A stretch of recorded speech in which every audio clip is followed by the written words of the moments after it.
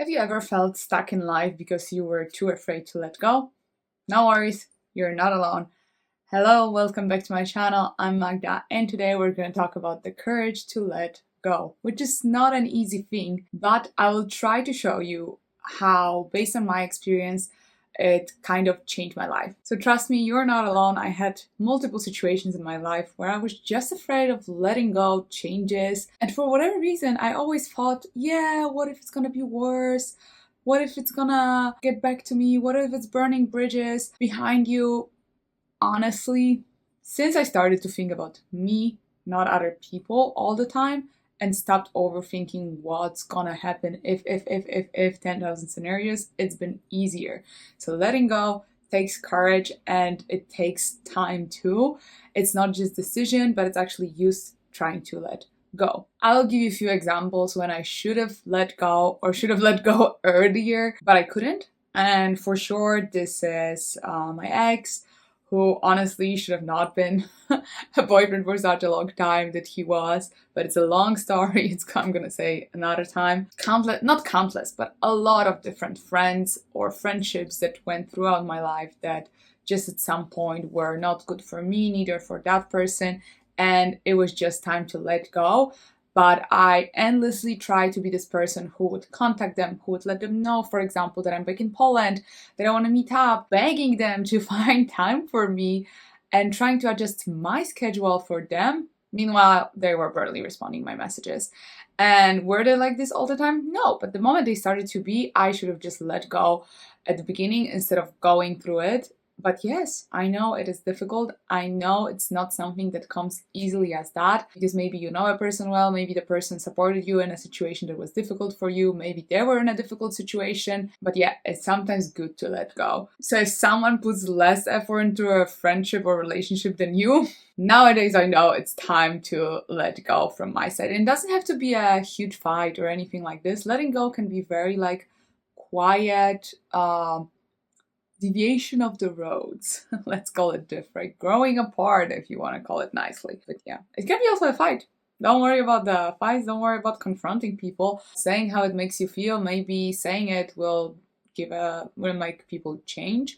Maybe they will put more effort because they didn't know they didn't put enough effort. But if they didn't, even after the conversation, that you can, but you don't have to have, it's time to let go. Another thing that took me a while to let go was changing jobs. I've been working in Luxembourg at some point where the job started to be very repetitive, and I couldn't let go of a job because I haven't been there for a year, a magical year on your CV. People asking why you change jobs. But yeah, is it better to change a job that could be kind of easily implemented because your field is popular in the country you live in? That's my case.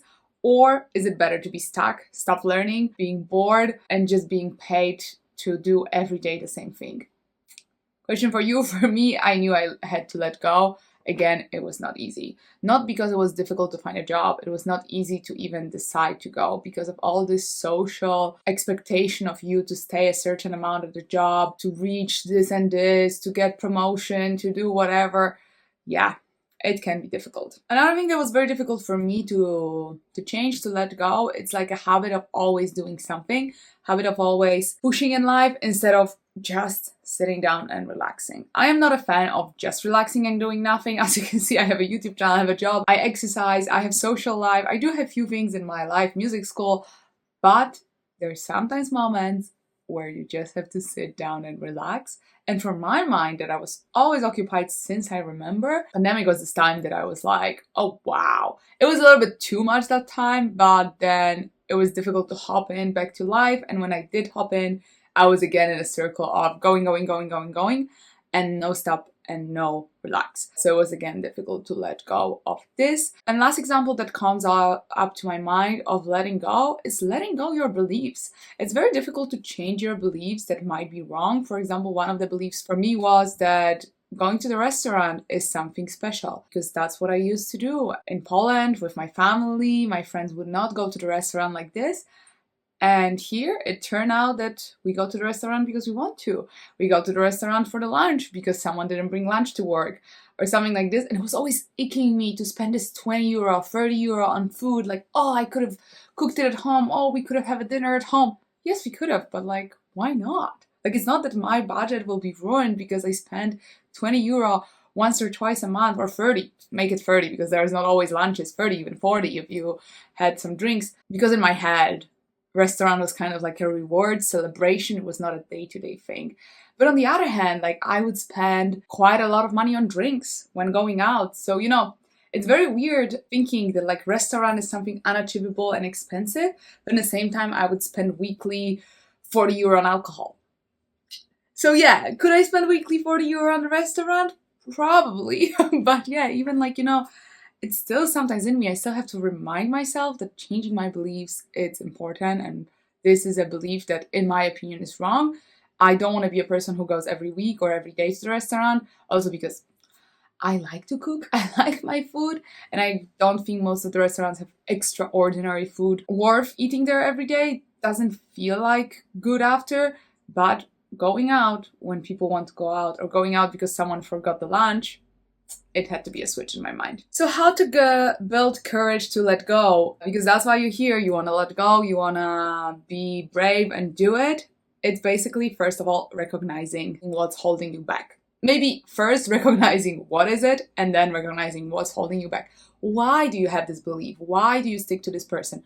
What is this person doing to you? What is this habit doing to you?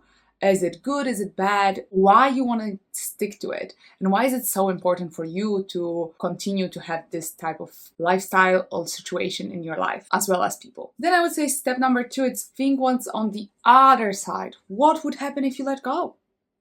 What is the best outcome that could happen that you let go?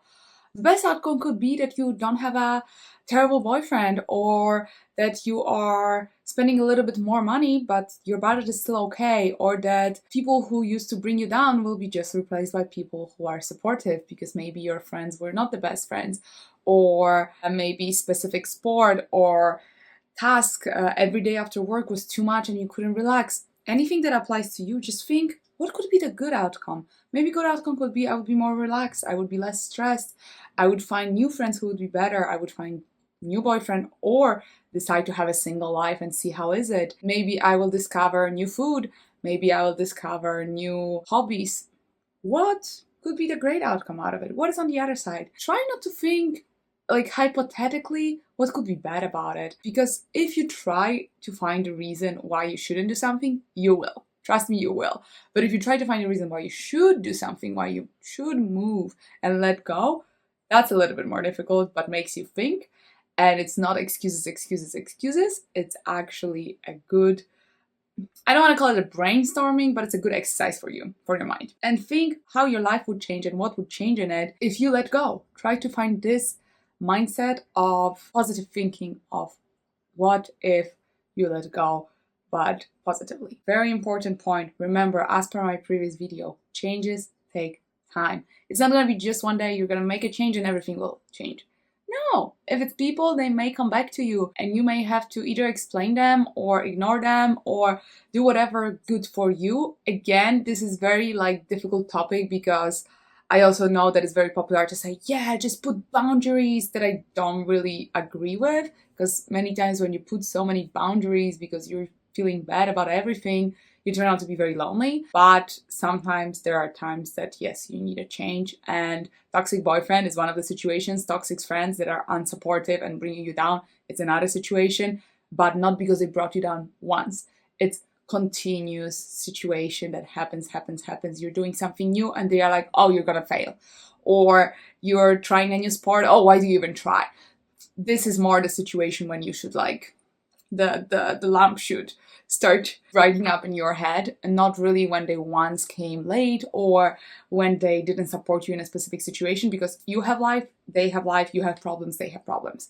So it's not only one time situation, it's more like continuous chain of situations. And then it's small steps. Sometimes people will come back, sometimes your idea will come back, but try to revert it in your head. If you're not gonna try, you're for sure not gonna succeed. I always say it. So try to change your way of thinking about things. But what you can do in one day, actually in a minute or two, is to take a decision right now that you want to let go, that you want the change. This is the thing that you can do. And the moment your mind is set, the moment you're sure, because you have to sometimes convince yourself about things. The moment you have positive outcome in your head as a possibility, it's easier to convince yourself. It's difficult to convince if you have 10,000 excuses why not, but it's easier to convince yourself when you have 10,000 reasons why. And then you can take a decision overnight to let go. So yeah, I hope this video was helpful. Let me know in the comments down below what is something you have to let go of. I am still working on myself. It sometimes happens, as I said, that the situations come back, that I reflect about people who surround me, think about what I should be doing in my life, what I should be doing after work, what I should be doing at work. And yeah, if you reflect, sometimes you realize many things are wrong in your life, and then sometimes you realize that many things are so great that you don't even see them, you just take them for granted.